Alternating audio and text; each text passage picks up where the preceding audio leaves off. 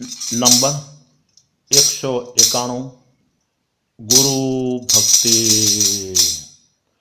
ગુરુ ભક્તિના આભાવથી ઉપાદાન જબરું થાયું છે. ગુરુ ભક્તિના અભાવમાં ઉપાદાન નબળું થાય છે. ગુરુ ભક્તિના અભાવમાં ઉપાદાન નબળું થાય છે.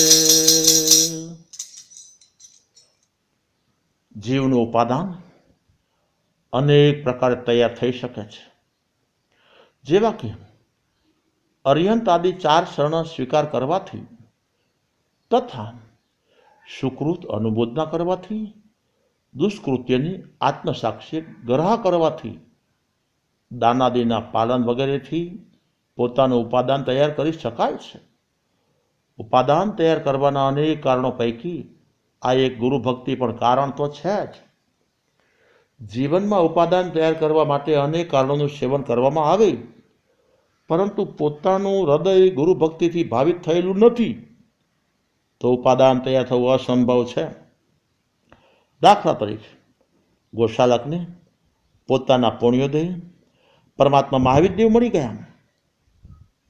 તેજોલેશાની લબ્ધિ મેળવવા માટે તપનું અનુષ્ઠાન જોરદાર પોતાના જીવનમાં સ્વીકારી લીધું, છતાં ગુરુ ભક્તિના અભાવમાં માત્ર તપ આપવાથી ઉપાદાન તૈયાર થયું નથી. ઉત્તરાધન સૂત્ર અધ્યયન 20 એમાં ઉલ્લેખ મળે છે કે મગધ દેશના અધિપતિ શાહજહાં અજ્ઞાન અવસ્થામાં પણ ગુરુભક્તિ ભાવના કારણે દાન તૈયાર કરી અનાથી મુનિજનના સત્સંગે પામી ગયા છે.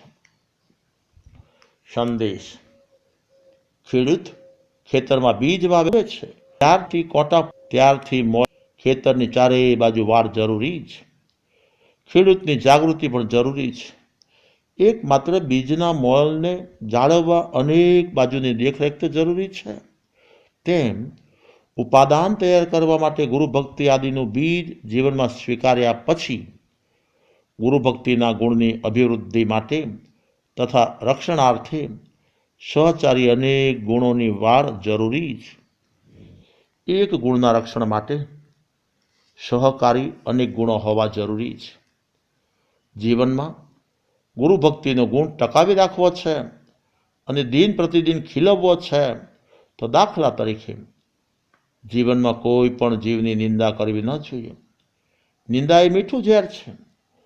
કોઈ પણ જીવની નિંદા કરવાથી નિંદાના અવગુણને પુષ્ટિ મળે છે, પોતાના જીવનમાં ફાલે છે અને ફૂલે છે, અને છેવટે નિંદા કરનાર જીવ એક દિવસ પોતાના ગુરુદેવની નિંદા કરવા લાગી જાય છે. ગુરુદેવની નિંદા ગુરુ પરમાત્માના પ્રત્યેના અહોભાવના અભાવમાં થતી હોય છે. અહોભાવનો અભાવ થતાં ગુરુભક્તિનો ગુણ પોષવાના બદલે શોષાઈ જાય છે. કોઈ પણ સમ્યક ક્રિયાની અંદર અસત્યનો ઓછાયો કે પડછાયો આવવો ન જોઈએ. ગુરુભક્તિ સૌથી બળવત્તર સાધન છે. દાખલા તરીકે કોઈ વ્યક્તિને એકાદ હાથ, એકાદ પગ, એકાદ કાન, એકાદ આંખ ન હોય તો જીવન જીવવામાં બહુ વાંધો ન આવે, પરંતુ હૃદય જ ન હોય તો બધું નકામું જ. બધા વગર ચાલે પરંતુ હૃદય વગર ન ચાલે. તેમ સાધકના જીવનમાં કદાચિત નોકરસી, પરસી, એકાટના, આંબેલ, ઉપવાસ આદિ કદાચ હોય તો પ્રશંસનીય, સોનામાં સુગંધ છે, પરંતુ કદાચ ન હોય ને તો પણ ચાલે. પરંતુ ગુરુભક્તિના એકડા વગર તો સાધનામાં ચાલી શકે જ નહીં. જો સાધના કરવી છે, સફળતા મેળવવી છે તો ગુરુભક્તિ એ જીવનનો પાયો છે. ઘરમાં લાડી, વાડી, ગાડી બધું જ છે, પરંતુ પુત્ર માતા પિતાની સેવા કરવા તૈયાર નથી તો એનું જીવન ધૂળ ધાણી થઈ જાય છે. શ્રવણ બહુ નાનો માણસ છે, ભલે પૈસા, પેઢી, પરિવાર કાંઈ નથી, માત્ર મા બાપની સેવાનું સર્વોચ્ચ એક જ અનુષ્ઠાન એના પાસે છે, તો સદગતિનો જરૂર માલિક તો બની ગયો, પણ યુગોના યુગો સુધી એની યશગાથા ગવાશે. આ જીવ સાધુપણામાં કહેવાતો જ્ઞાની, કહેવાતો ધ્યાની બની જાય, અરે પ્રખર વક્તા પણ બની જાય. શ્રોતાજનો જય જયકાર બોલાવવા ભલે તૈયાર થઈ જાય, સમાજ ભલે માન સન્માન આપી પણ દે, પરંતુ જો પોતાના ગુરુ પરમાત્મા પ્રત્યે હૃદયમાં ભક્તિ નથી, અહોભાવ નથી, અરે ગુરુ પરમાત્માને આ જીવ પાટું મારવા તૈયાર છે, તો ન આવી મોક્ષો ગુરુ હિલણાય.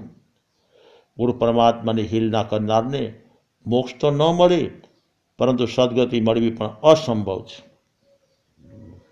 જો ઉપાદાન તૈયાર કરવું છે તો ગુરુ પરમાત્માની સેવા તન મન અને આત્મિક ભાવપૂર્વક, ચરમ અને પરમ ભાવપૂર્વક કરવી જરૂરી છે.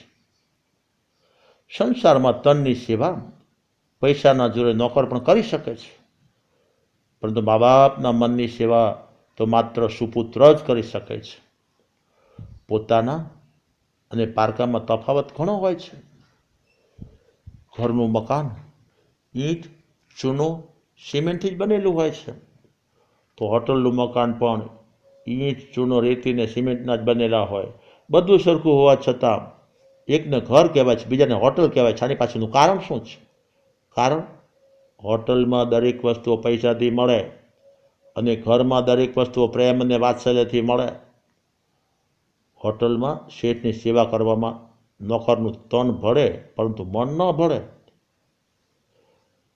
ઘરમાં પિતાની સેવા માટે પુત્રનું તન તો ભળે, પણ સાથે સાથે મનની ભક્તિ પણ ભળે.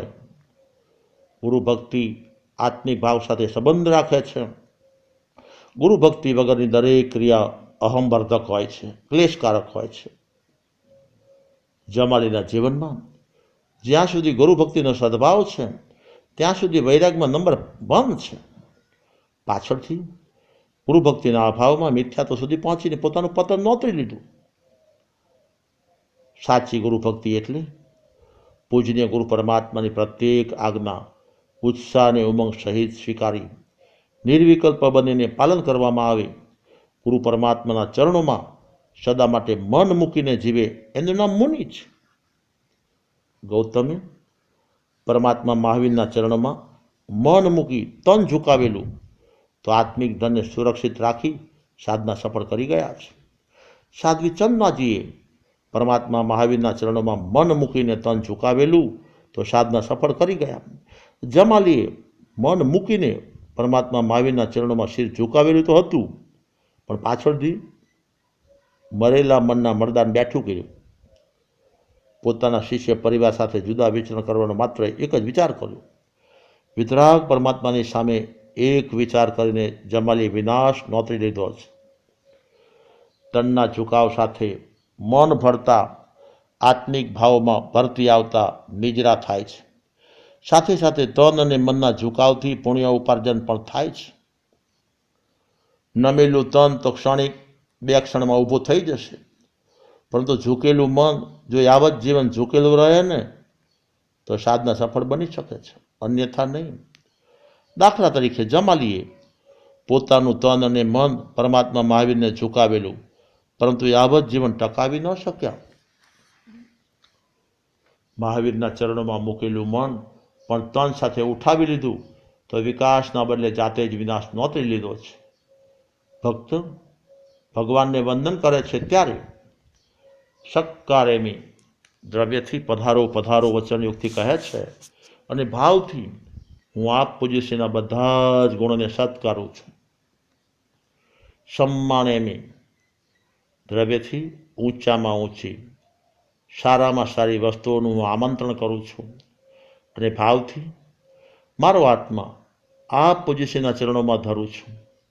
મહાવીરના ચરણોમાં જમાલીએ આપેલ પોતાનું મન અને આત્મા પાછા લઈ લીધા. ભગવાનને પાટું મારીને ભગવાન પાસેથી નીકળી જતા જમાલી ગુણથી નિર્ધન બનતા ગયા. ઉપાદાન નબળું થતું ગયું. જમાલી ચારિત્રથી ગયા, પરંતુ દર્શનથી પણ ગયા. ગુરુની ગોદ છોડે તે ગોથા ખાય. બસ આજે આટલું જ. વઢવાણ સંવત 2051 ચૈત્ર સુદી નોમ, શનિવાર, તારીખ 8/4/1995.